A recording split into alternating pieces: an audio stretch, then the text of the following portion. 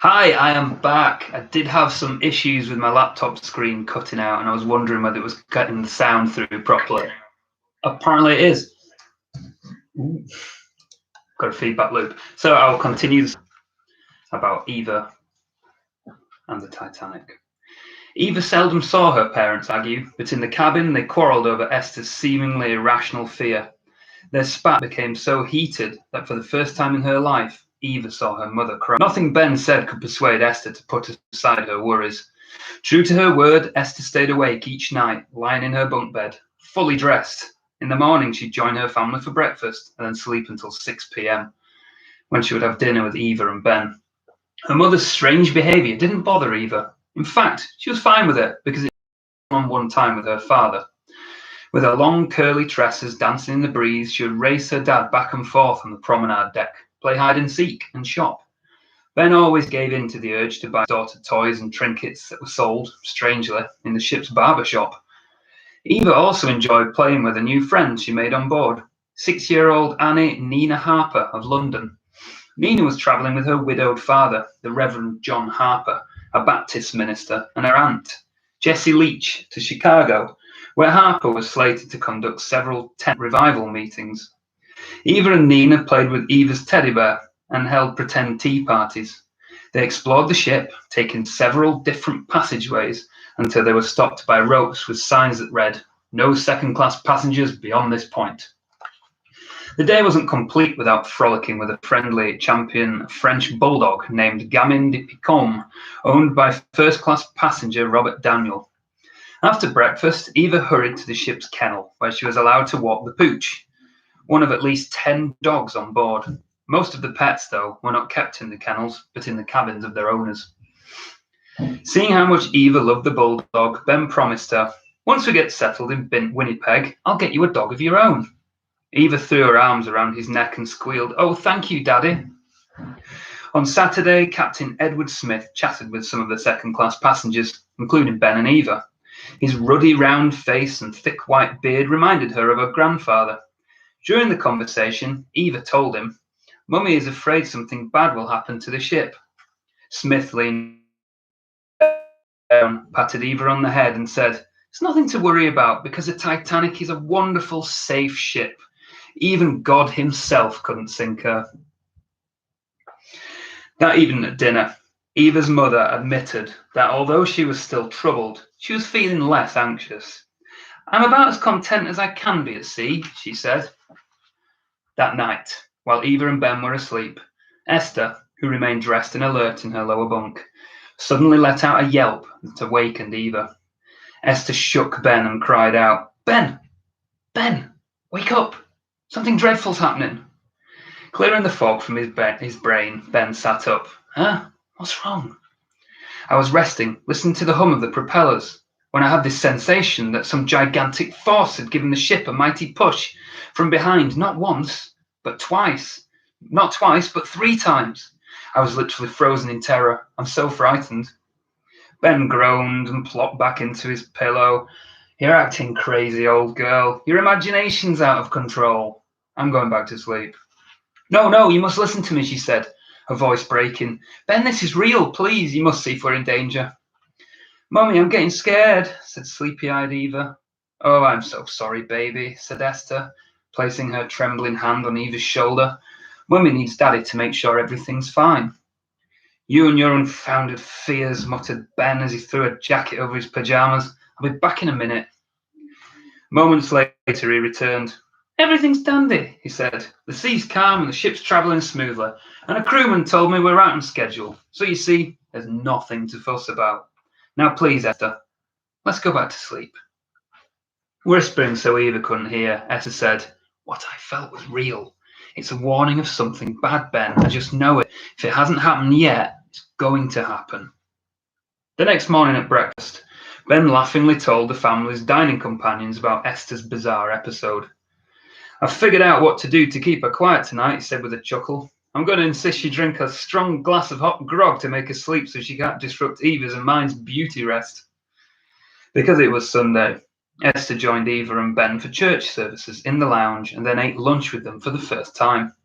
That evening, Eva and her father were sleeping when once again, Esther shook Ben awake. Ben, get up at once. We've hit something, I'm sure of it, and it's serious.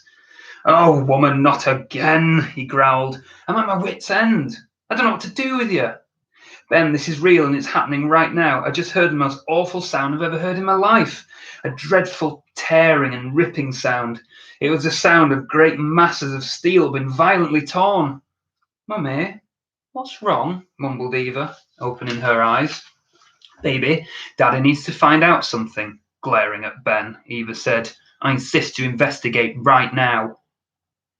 None too pleased, Ben grumbled under his breath as he threw on his coat over his pajamas and stormed out the cabin in his bare feet. Come, baby, let's get you dressed, Esther said to Eva. No, Mummy, I want to go back to sleep. Eva rolled over and covered her head with a blanket. While Esther roused Eva out of bed, Ben returned. Eva noticed he had the same scared look that her mother had displayed moments earlier. I don't have to ask you what happened, Esther told him. I know it's bad. We need to get on the boat deck right away. Ben quickly donned pants over his pajamas and put on his shoes and overcoat. After Eva was dressed, he wrapped her in a blanket and draped his heavy sheepskin-lined coat over Esther's shoulders. Then he led them to the upper deck. On the way, they met a stewardess who told them, everything's all right, it's just a lifeboat drill. Don't be silly, Esther scoffed, brushing her aside. They don't have lifeboat drills at midnight. The Harts arrived on the boat deck, which was bustling with activity. Word had spread that the ship had struck an iceberg. Now fully awake, Eva was getting scared, especially when she saw her father off to the side, quietly praying. As the deck grew more crowded with passengers and crew, Eva heard someone yell, She can't stay afloat! Holding hands, the Harts hurried from one lifeboat station to another, only to be told they were already full. After failing to gain access in the first 4 boats they tried, they found room in lifeboat 14. Ben handed Eva to a crewman in the boat and then helped Esther in. Hold Mummy's hand and be a good girl, Ben told Eva.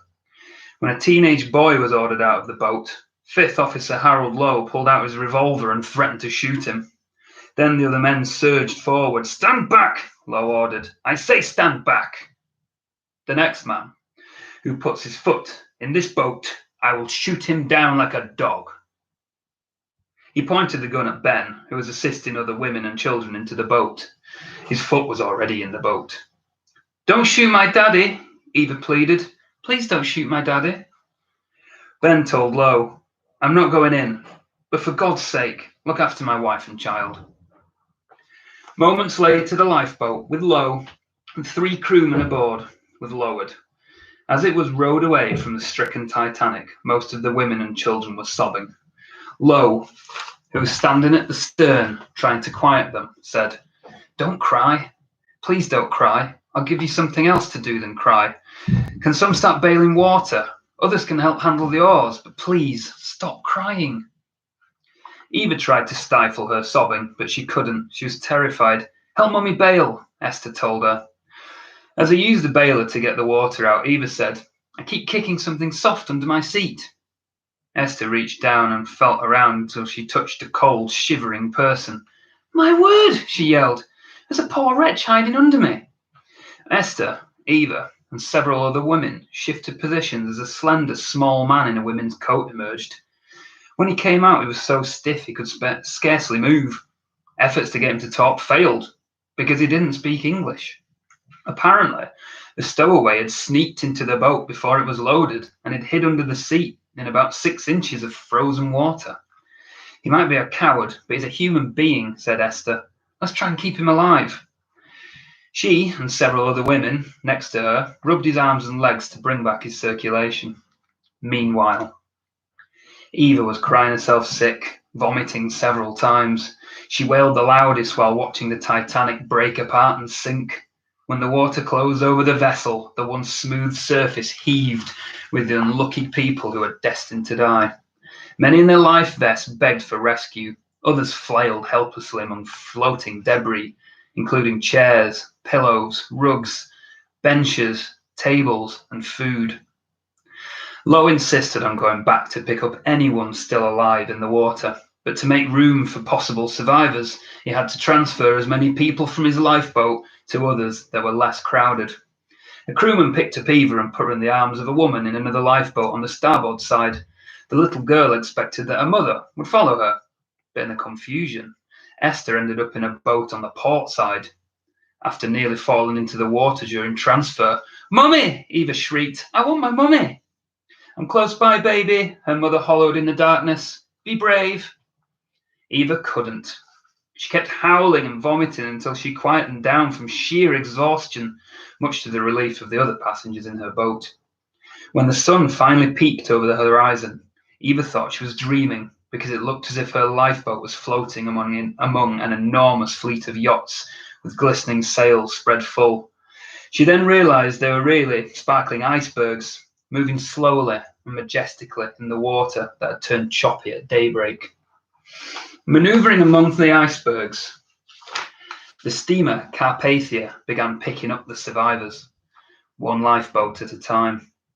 Eva was hauled up in a boatswain's chair when she finally reached the deck of the rescue ship. The little girl searched among the hundreds of dazed, weeping women who were grieving over their lost loved ones. After what seemed like hours for Eva, but was really only about 5 minutes, she finally nestled into the comforting and tearful embrace of her mother. "Where's Daddy?" Eva asked. Choking back sobs, Esther said, "I don't know, baby. It might be a long time before we find out where he is." Esther couldn't bring herself to tell Eva that her father was never coming back. Eva's friend Nina couldn't understand why her father too wasn't aboard the Carpathia. When the Titanic began sinking, Reverend Harper had wrapped Nina in a blanket, kissed her goodbye, and handed her to a crewman who put her into Lifeboat 11 with her aunt, Jessie Leach. Now Reverend Harper was among the missing. "I left Papa on the big boat, and he told me to go with Aunt Jessie," she told Eva. "Now I want Papa." 2 days later, as the Carpathia steamed towards New York, Eva overheard her mother talking to several women who had lost their husbands. "So it was the last I saw of my poor dear husband," Esther said in a quavering voice. "No farewell kiss, no fond words. In a moment, he was gone. I knew that I'd seen the last of my Ben, and that I'd lost the best and truest friend, the kindest and most thoughtful husband that a woman ever had." Esther started to cry. When she regained her composure, she talked about the emotional trauma Eva would face. What an experience for a little child to go through at the age of 7, to have passed through the valley of the shadow of death. I wonder if she'll ever forget it. I know I wouldn't if I lived it for 100 years. And that is the story of Eva, Hart, and the sinking of the Titanic. Now, as you'll probably know if you've tuned in all week to Reading for Pleasure, there's a bit of an after story, which is in italic in the book, which I usually read out at the end. So I'll read you the continuing story of Eva and what happened to her after she was rescued. Benjamin Hart's body was never found. Neither was Reverend John Harper's.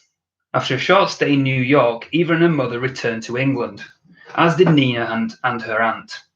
Orphaned at the age of 6, Nina was raised by relatives and later married a minister. She died at the age of 80 in 1986. Eva and her mother lived with Esther's parents near London until Esther remarried. Throughout the rest of her childhood and into her 20s, Eva was plagued with nightmares stemming from the Titanic tragedy. She also feared any large body of water. I would wake up in a terrible panic, and then I'd rush into my mother's room and she would comfort me, Eva said in a 1993 interview with the BBC. But when she died, I didn't have her around anymore. A few months later, after her mother's death, to Singapore. "The first 4 days at sea, I wouldn't come out of my cabin," she recalled. "I kept telling the stewardesses I was seasick. She knew it wasn't true. I was too frightened. She made me get up on deck, and from then on, I lost that terror. Although I didn't like the sea, I had no more nightmares. But I still can remember the colours, the sounds, everything from that night. The worst thing I remember, the screams and then the silence that followed." Later in life, Eva became an outspoken Titanic survivor. She repeatedly criticised the White Star Line for failing to provide enough lifeboats, which is shocking, isn't it? She also condemned salvagers for their insensitivity and greed when they began bringing up artifacts from the wreck in 1987. She said the site was the resting place of nearly 1,500 people, including her father, and, as she said, should be left as a grave for those who never should have died. Eva, who never married, was a professional singer as well as a music teacher. During World War II, she entertained the troops and distributed emergency supplies in London after the bombing raids. A volunteer for numerous charities, she became a justice of the peace later in life. She died in 1996 at her home outside London. Eva Hart was 91. What a life. Now, feel free in your own time to do a little bit of research about Eva Hart. That would be great. Thank you for joining me for Reading for Pleasure Live. A couple of technical difficulties, but thanks for sticking with me if you're still here at the end. Have a lovely day. Enjoy that sunshine.